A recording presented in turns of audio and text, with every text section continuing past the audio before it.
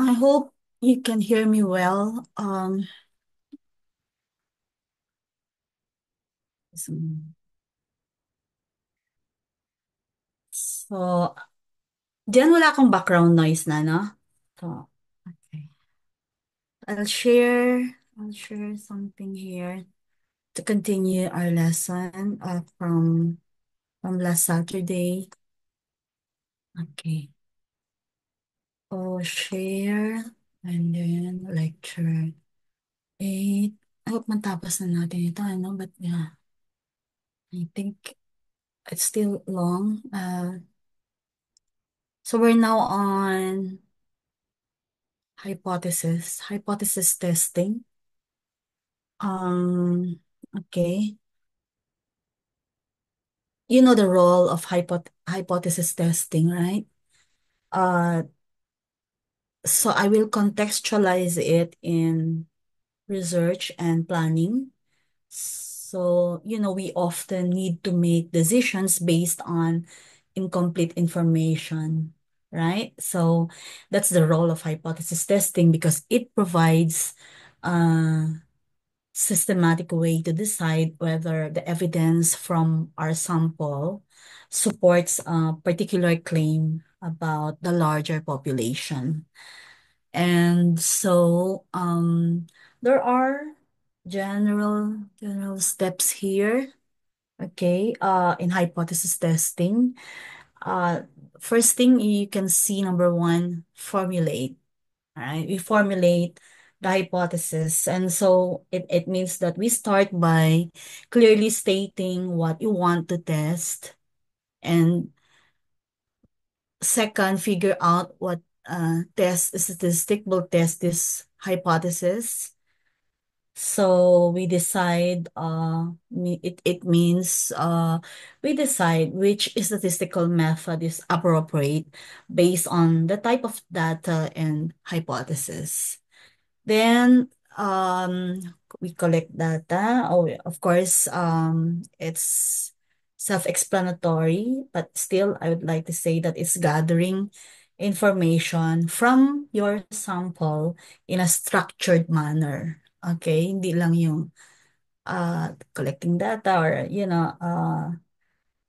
so number four, we perform the statistical test, which means we apply the chosen method and calculate the test statistic. And then accept or reject the hypothesis. So based on the result, make an informed decision. So you already know that. So there are four elements in any hypothesis test. Number one is a null hypothesis, H0. This is the statement of no effect, no difference, or no relationship. So those are, that's the meaning of null hypothesis, and it is the default assumption we test against. Then we have an alternative hypothesis, HA. This represents what we're trying to find evidence for. It could be an effect, could be a difference, or a relationship. And number three, test statistic. So I mentioned this test statistic or statistical test in earlier the in for I mean, in the general steps. So, test statistic is a numerical summary that captures the evidence from the sample. It could be a t-value, could be a z-value, or a chi-square value, depending on the situation.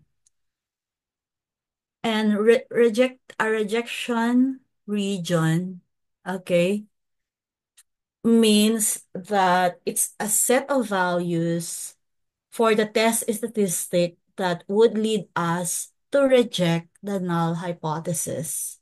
And we define this based on the significance level, typically 0.05.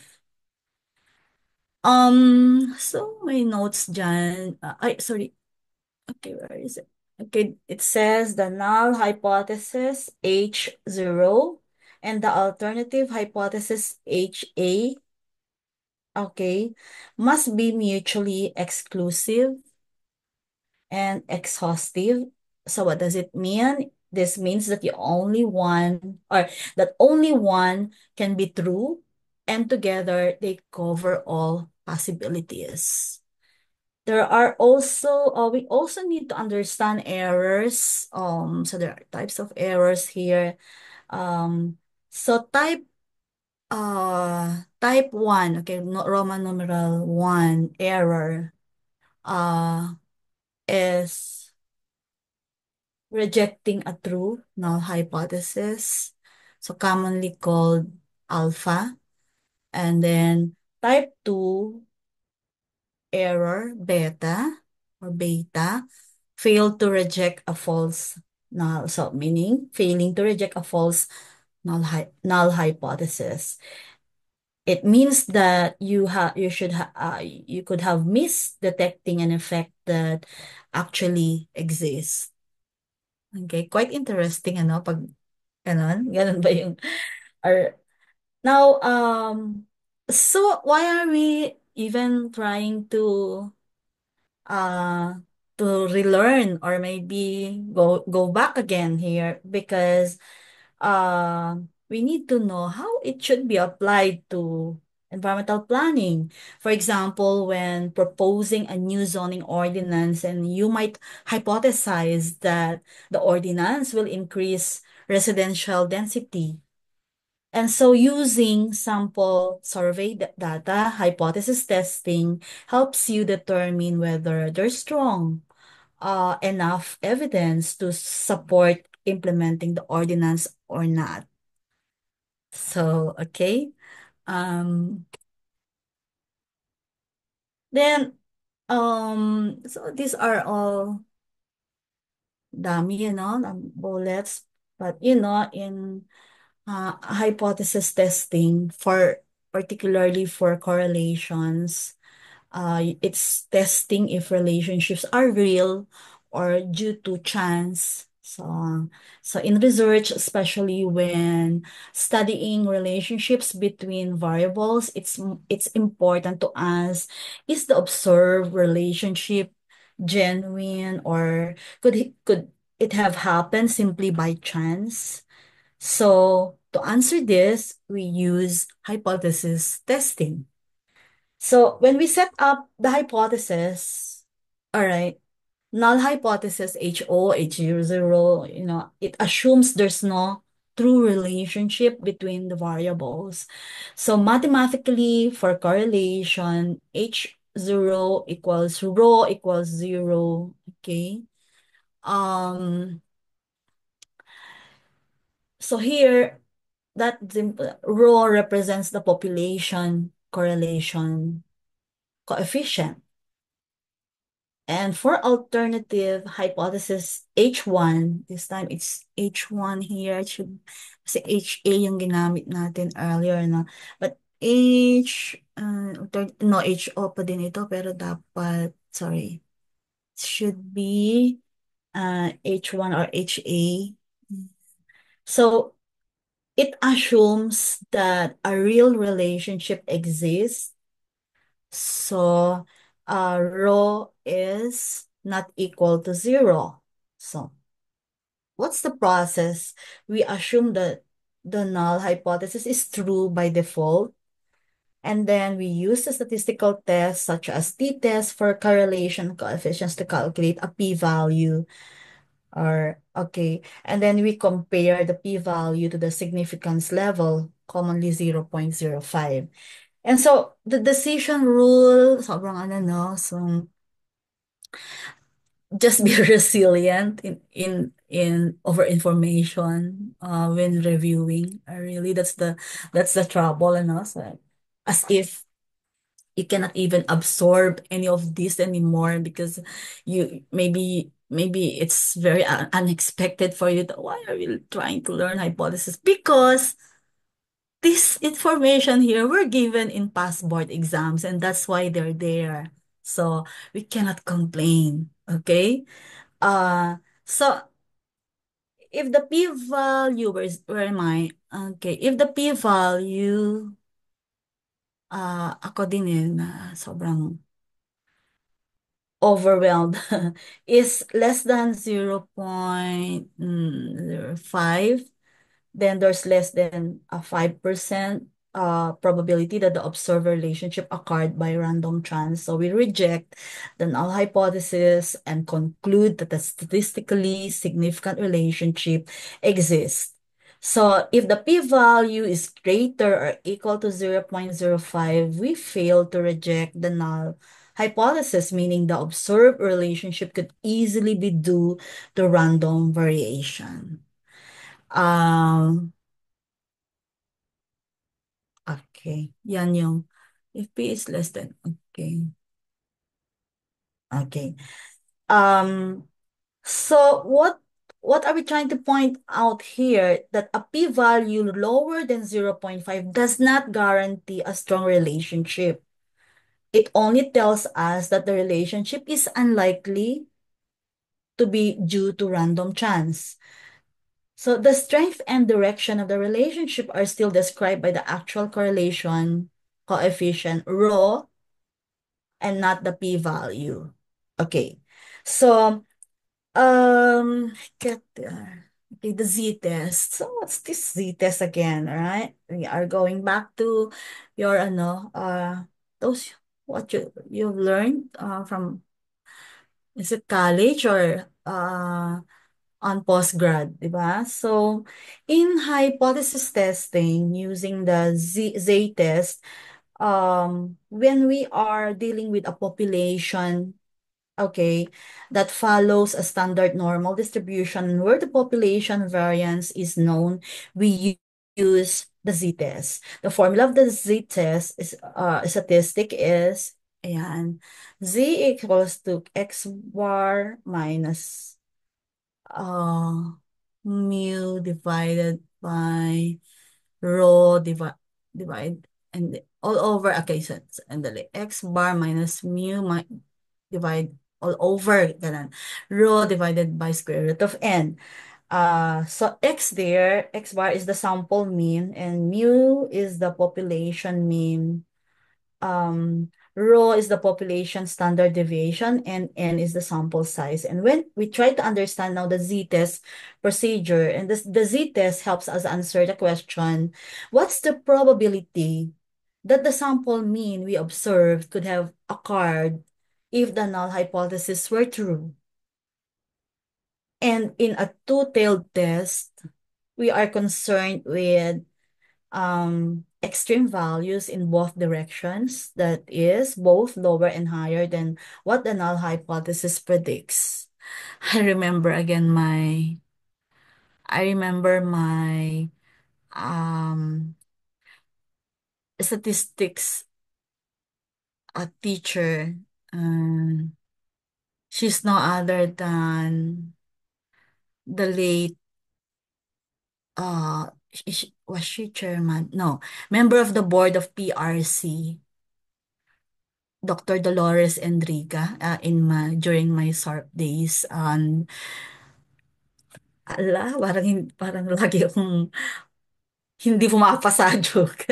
Because, you know, ang hirap kaya ng statistics, no? So, um, it's a combination of manual na stat noon.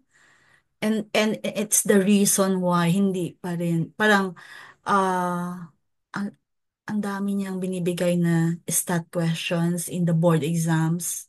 Kasi just imagine, uh, she really specializes in statistics for planning and um, so, ganyan.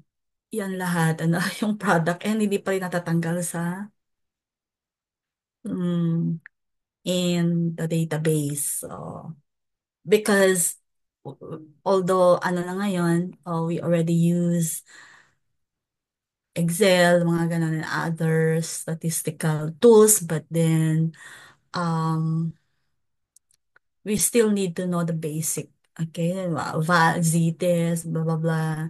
So um decision rules based, so what are the decision rules based on Z value? If the computed absolute value of the Z statistic is less than 1.96, says there, the corresponding p-value is greater than 0.5, 0.05, it means we fail to reject the null hypothesis. But if the computed absolute value of the Z statistic is greater than 1.96, the corresponding p-value is less than 0.05, and so we reject the null hypothesis and conclude that the result is statistically significant. For us, when we take the exam, if the question would ask,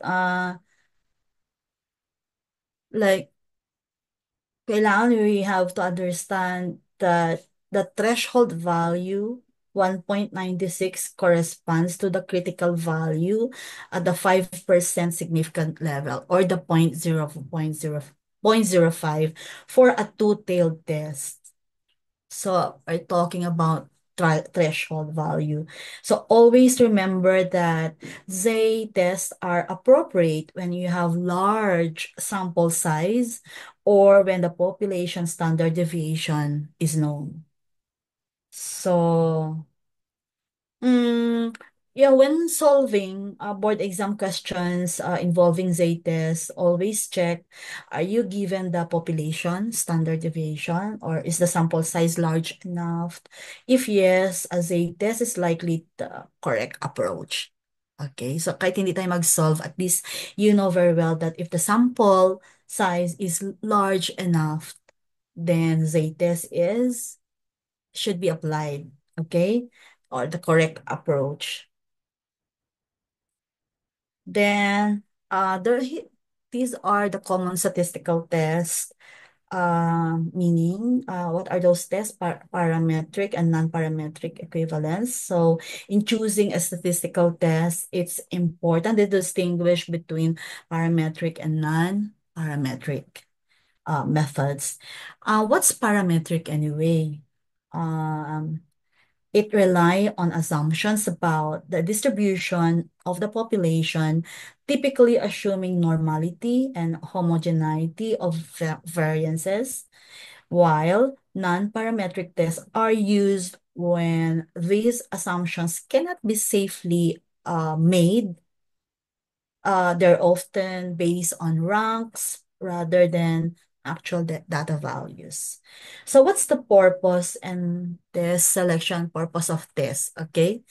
So to compare two independent variables, or to compare two independent samples, it says there, parametric, two sample, unpaired t-test, non-parametric, using the Mann-Whitney test. Pero, just to show here the different uh,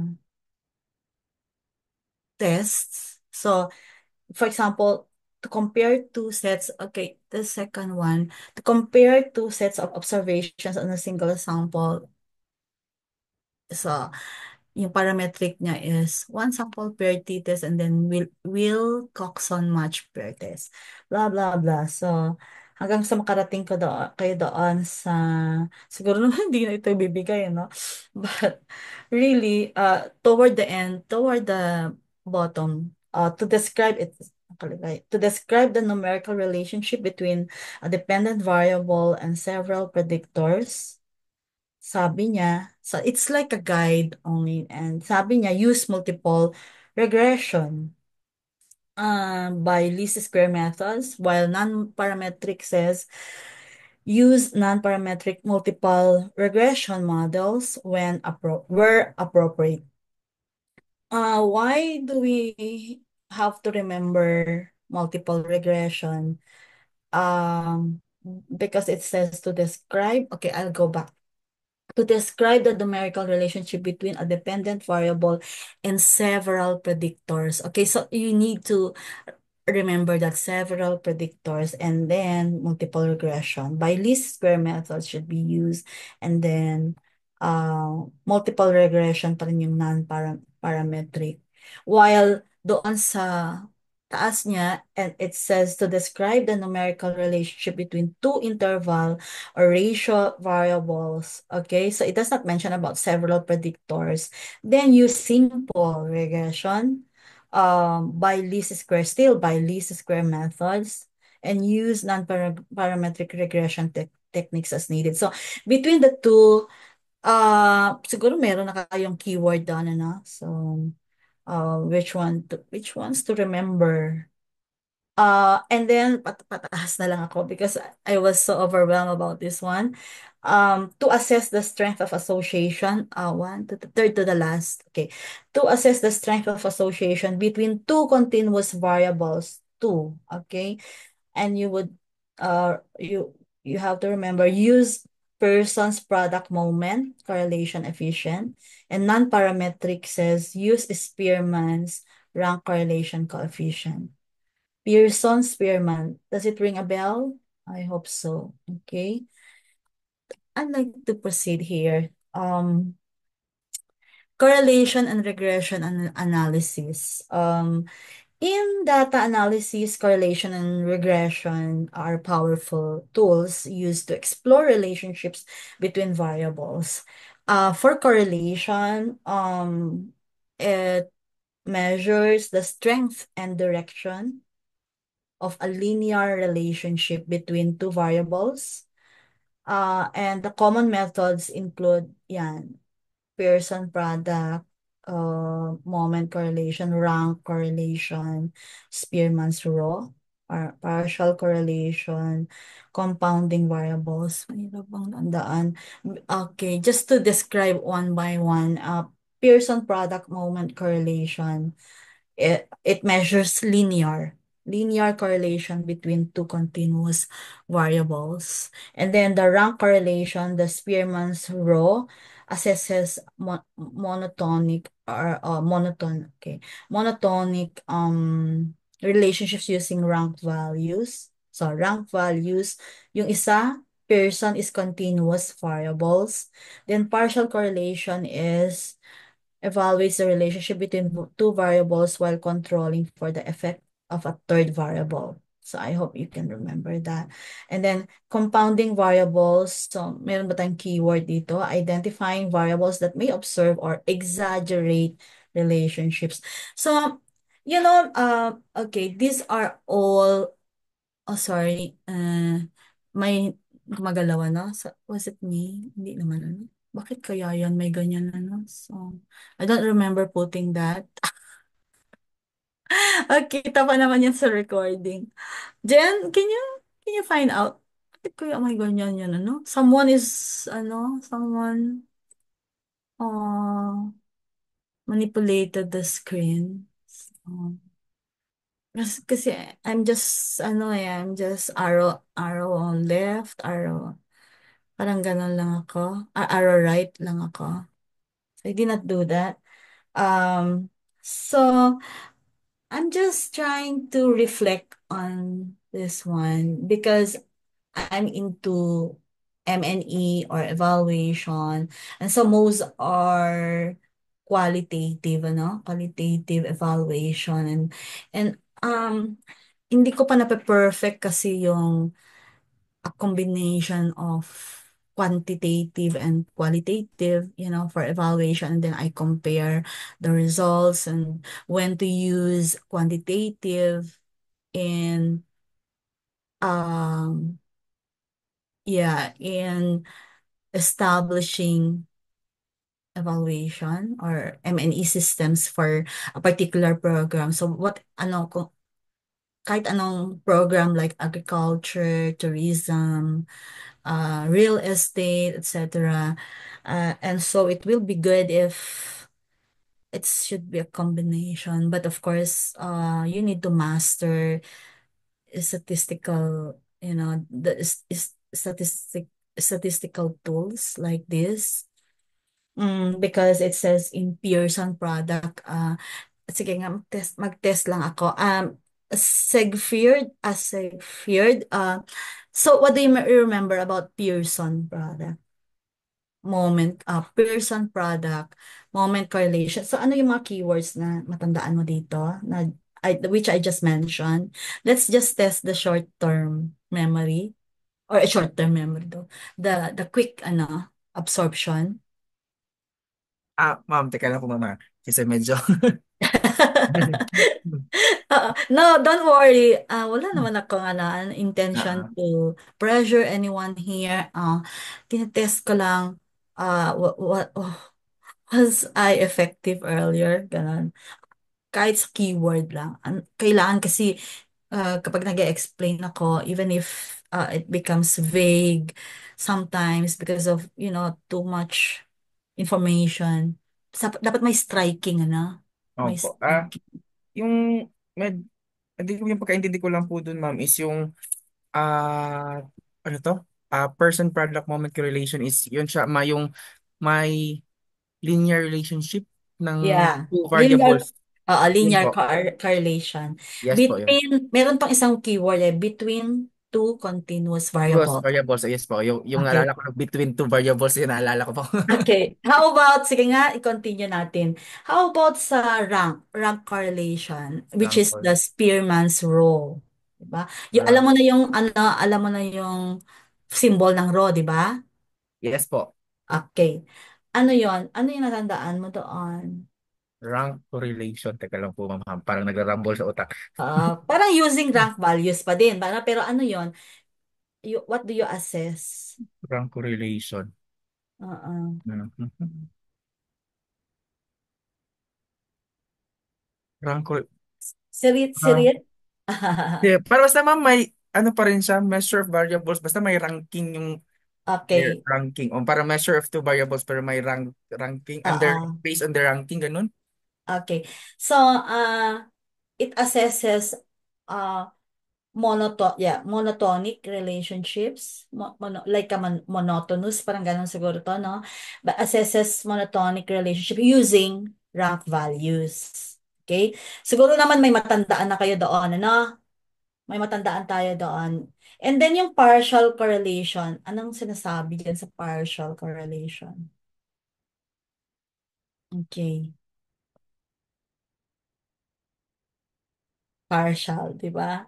So parang, I think I mentioned that it evaluates relationship between two variables uh, while controlling for the effect of a third variable. So may sumisingit siya. And so, siguro partial siya because it's not, it does not end with evaluating the variables between two, but there's a third one, but you are controlling the effect of the third variable. So that's partial correlation. And then compounding variables, sige nga, Sigfir. May na-mention ako kanina na keywords eh.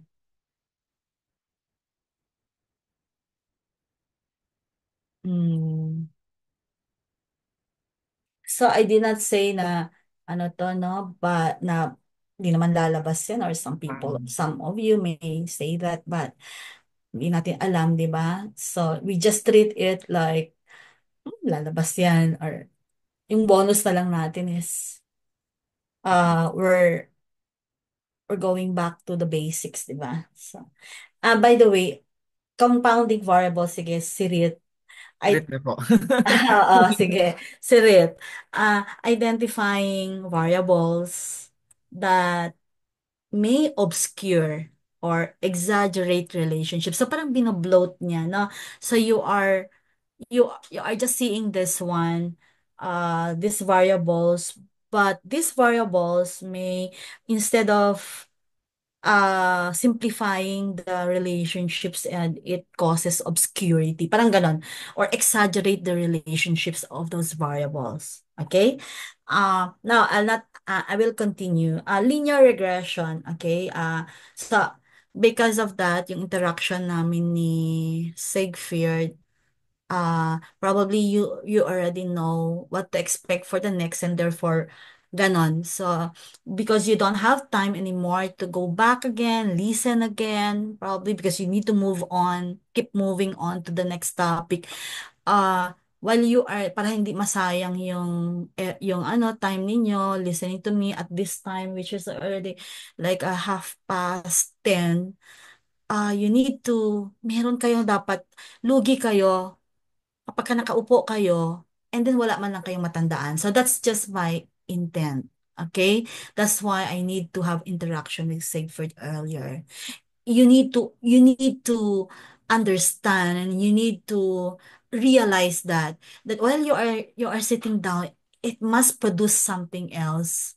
So it means that you need to absorb something, kahit konti lang. Pero yung konti, medyo palakihin natin, o medium size man lang yung konti na yon, para may matandaan lang ako at hindi kayo lugi dito sa nakaupo lang kayo, di ba? So, okay. Linear regression, merong non-standard, non-normal. Ang hirap tandaan lahat to, no? But simple linear is regression compared to the correlation, ay it goes beyond correlation. So, yun. So, i-upscale mo by modeling how one variable predicts another. What are these methods na nakalagay dyan? Simple linear regression. This is it establishes relationship between two variables. Parang ganun. And then ordinary, di ba nababanggit kanina yung least square method. And so ordinary least square, or the OLS, is the standard method minimizing the sum of squared differences. Di ba nga? Kaya nga least square, no? And then general linear model extends OLS, or the ordinary least squares, to multiple predictors. See? Ordinary versus general. Pero linear model ito, but least square yung OLS. Then yung ANOVA, lagi naman itong, ano, di ba? Sometimes, asar na asar ako nung araw, ano? It's ANOVA, blah, blah, blah. Do we really need that? And so parang, uh, I parang karma happened to me that I need to teach properly on what's ANOVA, 'di ba? Noon I bashed what's that ANOVA. During that time wala pa naman PowerPoint, mga ganun nung araw, ano. So it's being written on the board. So that's the difference now, because you're quite lucky, nakaganyan kayo, naka-PowerPoint kayo. And if we get luckier, naka Canva tayo, ano. It's just very difficult for me to transform everything to Canva kasi baka 5 years hindi ko pa rin matapos, di ba? So, because I'm so perfectionist, and I cannot really sometimes to entrust mga ganito, baka kasi magkamali sa ano, which happened many times, that these slides were prepared by someone else, mga staff during that noong araw. And so, yeah, it gives me a little bit of phobia, baka pag ika-Canva ko and I let someone do it, ano pa din siya, no? Magkakamali pa din. So anyway, uh, ANOVA and ANCOVA, nakalagay dyan, analysis of variance, that's the ANOVA, and then analysis of covariance is ANCOVA. These are special cases of linear models to compare means across groups while considering covariates. Now, if I relate this to qualitative, like I normally do linear versus theory of change, so that's my specialization. I hope people would really value that, no? Linear is some simplistic, simple, parang ganun, ano, linear. So, if this is x equals y, parang ganon. But for something more complex than x equals y, yeah, it goes beyond, like x equals y raised to the 1 plus n, or n plus 1, something like that. And so it complicates, ano. It means that when we talk about, it's something you are modeling a curve relationship, linear versus curved relationship. So the curved relationships means that there are many variables on one on top of the other. So it's a layered analysis. So kapag ka, yun, I can talk really very, critically and very, madali lang para sa akin what's this? Qualitative. But for quantitative, so it's very exact. Because for qualitative, you need to be very creative and dapat very malikot yung ano mo, yung brain and yun bang mas mabilis mag-move, ganun, because you need to be very creative. But this one is exact science. It's something that there's a formula, mga blah, blah, blah, ganyan. And so if you can combine that at one point or in one of your projects, then it would be the best display or demonstration of your planning skills. Pero hindi ko pa rin na-perfect yun kasi ang daming dapat gawin. So, and in the future, if they can attribute it to you because yun yung laging naririnig nila sa'yo. So when you become an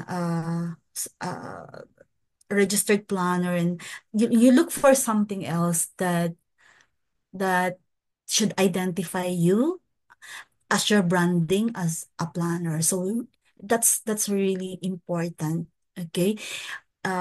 Because for sure, sabi, generic muna, ganyan. So you become a generalist. And so being a specialist, it should be something else. It should be something that will identify you, no?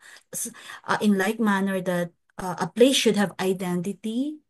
That's ano naman, Kevin Lynch approach, 'di ba? So ito naman, yeah, in anything there you should have, don't siguro you linger for a while, mga ganyan, and then maiisip mo din, what should uh so what should I be known for as a planner? Parang gano'n, ano? So, ganito din dito. I'm trying to correlation. Uh, Paano ito natatranslate sa practice natin? Ayan. So, I mentioned about curve relationships kasi you need to explain a phenomenon. So, that's one goal. Isang goal lang yan. And then, why am I suggesting this type of intervention? Bakit kailangan ng mga 4PH, mga 4Ps, iba-ibang ano na, and bakit kailangan ng ganitong intervention like in the DNR, for example, and they have this national greening program. Bakit yon? So, you need to explain each intervention. So, don't allow, pag planner ka kasi, you cannot say, basta ganyan, basta ilista lang. So, that should make a difference between a planner and a non-planner. And a planner does it scientifically and always it should be rational. Mayroong reason lagi. Parang ganun, ano? And mas mahirap nga yung gawain natin because for lawyers, just the law, blah, blah, blah, blah, no, mga jurisprudence, and case law. Si Mimi is a law graduate, ha? And then, pero, ang planner, he needs to be both creative and legal and ang dami niyang iisipin, di ba? May standard pa, everything, and meron pang dami-dami. So, that's why it is multidisciplinary. And hindi kagaya ng lawyer na, okay, you need to defend sa ikaw. Pwede rin meron battery of lawyers. Pero dito, it should be multidisciplinary. Yung battery of lawyers, kapareho yung kanilang strength sa legal pa din. Pero si planner, one should be economic planner, one should be physical, social, etc. And you need to work together to put up a concept, to put up a theory, to put up a strategy. Ganun. So ito, kailangan naman natin lahat ito, but of course not like this anymore because in practice you need to you need to have a tool and in Excel na lahat yan and kung may statistical app ka or then you do it. Pero because we need to it's not a punishment when you review, but it's something na kailangan you need to ibuga mo lahat. Is that the correct Tagalog na ibuga natin lahat? Kailangan maisip natin lahat yung mga ginagawa natin ng araw. And that's why analysis of variance, analysis of covariance. And so I defined ANOVA and ANCOVA. There are special cases of linear models to compare means across groups while considering covariates. Kapag ka nag-explain ako ng ganon, you need to strengthen the imagination kasi uh, n- memory work is nothing. You have to have understanding like yung ginawa ko kanina kay Sigfrid. You need to understand quickly. Ganon. Parang may matandaan ka man lang, hindi kayo lugi while you are sitting down. So that's just one of the Sermon on the Mount. So, okay, I go to non-standard, okay? When relationships are not linear, okay? When relationships are not linear, non-standard regression techniques are used. So we are going beyond na. Non-linear regression as a okay method there under non-standard, it means that it models curved relationships. Non-parametric, di ba kanina meron tayong ito, parametric, non-parametric, right? Ano kaya yan, di ba? From the word parameter. So non-parametric regression means that it is the non-standard regression techniques uh should point to non-parametric regression means it makes fewer assumptions about the data distribution. It makes fewer assumptions about the data distribution. While semi-parametric model, semi-non, ganun, it combines linear and nonlinear elements. Para mo kayo matandaan yun, no? Semi-parametric. And then robust regression is robust, di ba? Full. Uh, it reduces the influence of outliers. And what are the outliers? What are the outliers? Sorry. Anyone? Anong meaning ng outlier? You need to answer me. Some one of you should answer me. I'll not leave. Uh, because lagi natin nababanggit ang outlier eh. In methods of research, what makes an outlier? Bakit? Ma'am, try ko lang po. Yung Sige. outlier po sa pagkaintindi ko, ma'am, is something, yung parang, siya yung pinakamalayo sa data. Like, example, if you have 3, 7, ay 3, 4, 5, 2, 7, Mm-mm. tapos yung isa, Mm-mm. biglang boom sa 20, yung 20 po yung outlier sa data. Ayun. So, it's something that is detached, something away, parang ano siya, malayo siya, and it cannot explain a phenomenon, di ba? Parang, it does not belong to that group. Ganun ba yon? Ibig sabihin?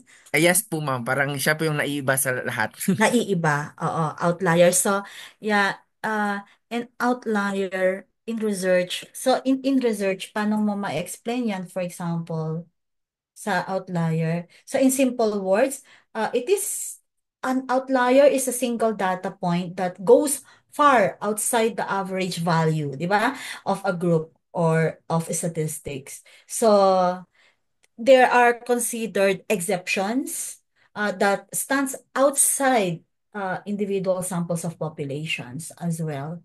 So in a general context, an outlier is an individual that is markedly different from the norm in some respect. So that's an outlier. So it means that it does not explain anything there because it goes away from that data set. Okay. Now, dealing with non-normal errors, when data errors are not normally distributed, specialized models are necessary. Kaya ito yan. Okay. So, generalized linear models or GLM, they extend linear models to various types of distributions. So for example, binomial. So if you remember Poisson principle or something. And then binomial, madali lang tandaan yung binomial, ano, binary outcomes. And then Poisson regression, yung sinabi ko kanina, is used for count data. Mababalikan natin ito pag mag-ano tayo when we project population, mga ganun. And then logistic regression is logistic. These are, it models the probability of a binary outcome. So, don't be, yeah, don't be bothered. So, ito, laging ginagamit ito sa planning. Naku, yung time series na yan. So, could be very ano, pero, mm, it's it it's being asked talaga because yung time series it focuses on 'di ba meron tayong history I mean yung historical data, so when we analyze it we go back and then we project forward or backward. So time series analysis focuses on data points collected or recorded at specific time intervals, so there's an interval. So it aims to model the pattern of the data over time and forecast future values. Um, okay. Then, what are the key methods here under time series analysis? So you can see the four methods there. The composition is it breaks down time series into seasonal and irregular components. Then, for trend estimation, it identifies and models the underlying direction in the data over time. And Box-Jenkins methodology, I really remember Dr. Enriga here, may she rest in peace. Box-Jenkins methodology is a structured approach for building yeah, ARIMA, parang ganun, auto-regressive integrated moving average. So it could be very stressful to hear all of this, Ron. But it models for time series forecasting. Max Jenkins na yan. Jenkins na yan. So, spectral density estimation naman is it analyzes the frequency domain of the time series. Identifying periodic behavior and cycles. Ano na yung ano na yung method of statistical analysis doon sa frequency? Yung, 'di ba meron tayong mode, median, mean? Ano 'yon? Kapag we are looking into the frequency,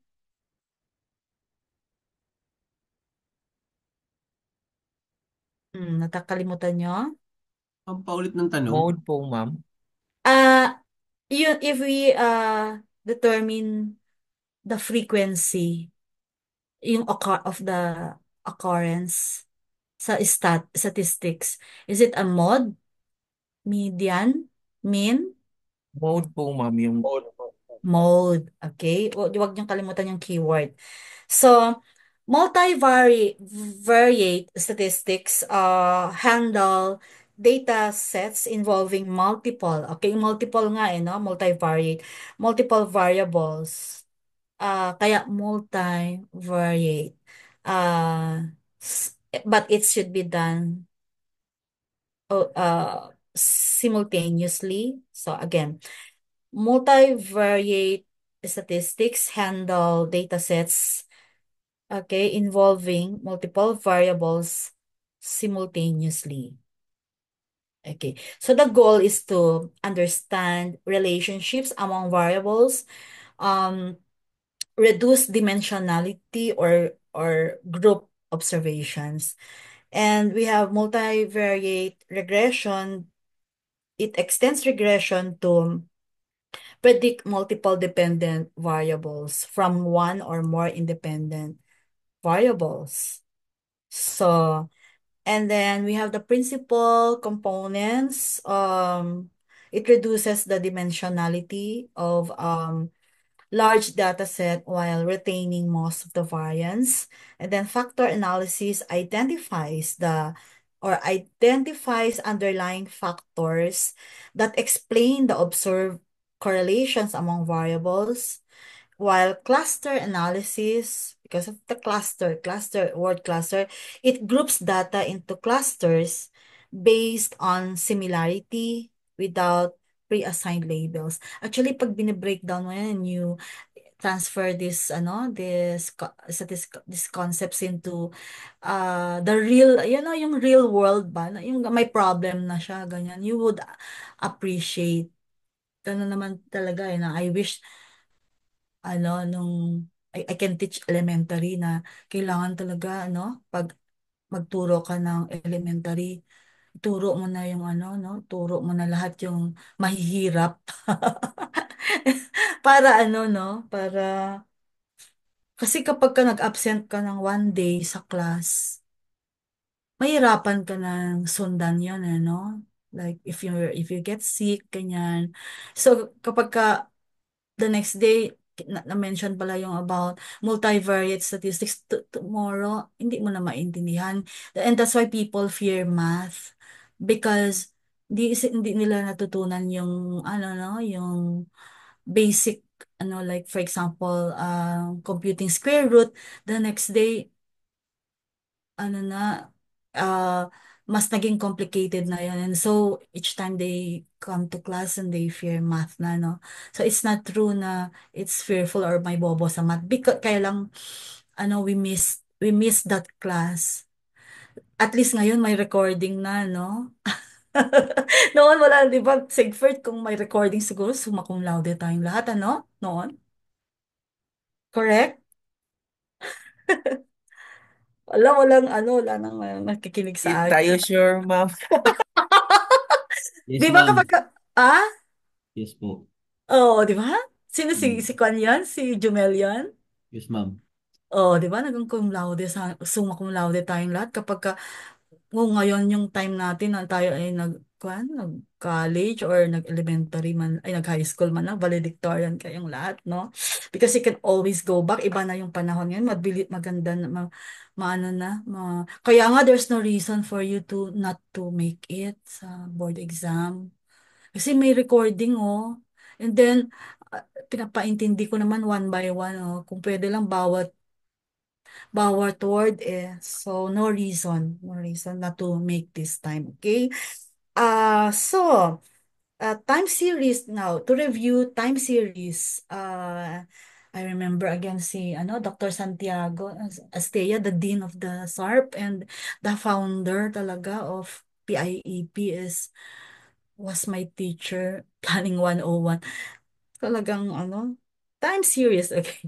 Time series analysis looks at data through the lens of a time. Kaya nga time series, the lens of a time to uncover trends and predict the future. See? And so you will appreciate kapag magko-compute tayo. Now, kahit walang computation sa board exam, maintindihan lang natin yung time series. So, uh, multivariate, what makes it different from time series is that multivariate statistics help in discovering patterns naman.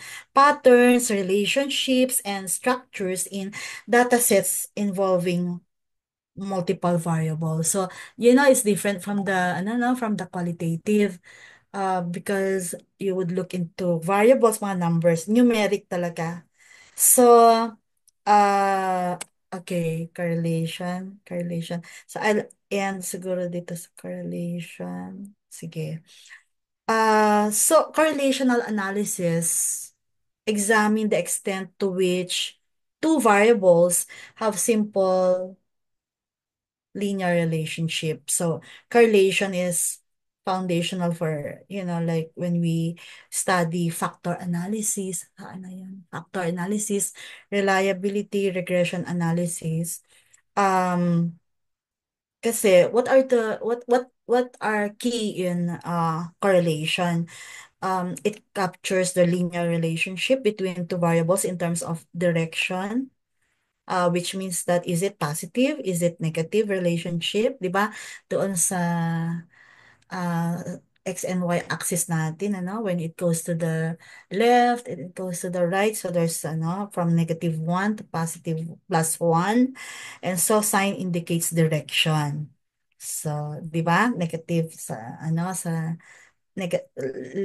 left and then right sa positive. So, and so magnitude also indicates strength. Lagay dito, strength. So how do we interpret the values? That if it's +1, then it means that it's perfect positive linear relationship. That if it's -1, it's perfect negative linear relationship. And when it's close to zero, diba? Remember the X and Y axis, the zero is the middle. So it is weak or no linear relationship. And so what are the important points here? We should understand that correlation measures how one variable changes with another, but it does not imply causation or causation. And then we should also understand and remember that correlation is also an effect size, giving an idea of the practical significance of findings. So strong correlation suggests that knowing the value of one variable gives information about the other. Di ba yung dependency niya and relationship niya? However, causality cannot be assumed. Meaning that relationships may arise due to other variables, co-causality or reverse causality. And that's why when I do theory of change, and I just want to share again that we need assumptions. So what are the assumptions before we do, we establish, for example, if kasi the main goal of theory of change is you establish the intervention to the impact or to the objectives, to your goals, parang ganun. Pag mag-visioning tayo sa sa CLUP. But because I use specific tools and so I advocate this one. And that some people are still, are really not quickly appreciating or understanding it yet. But ito din ay mahirap din ito, but yung mga relationships is done numerically. So, just to make sure ito, anuhin ko lang ito, isingit ko na lang yan din that coefficient of correlation. So, yun kanina yung sinasabi ko, 0, -5, okay, increasing degree. And so, types of correlation, measures commonly encountered, yeah, like for example, yung Pearson's product moment or Pearson's. Baka kasi tatanungin, so what's the other term for product moment or vice versa? And so, baka makalimutan, baka mamaya A. Pearson, B. Spearman, di ba? C. Kendall. Baka mamaya, ay, ala, Spearman pala yun. So, mali na kayo doon. Imagine, napuyat pa tayo to understand. So, product moment or Pearson's R. Okay? Then, it means that, it's used when both variables are continuous. Di ba sinabi ko yan kanina sa iyo, that variables are continuous and normally distributed. So, Spearman's law, anyway, is a rank-based. So, huwag niyo kalimutan yan. Rank-based correlation appropriate when data are ordinal or not normally distributed. So, Kendall's tao, ewan ko ba yan, B, Kendall's tau, B, another rank-based. So it's another rank-based method often used when dealing with small samples or many tied ranks. And then phi coefficient, okay, phi.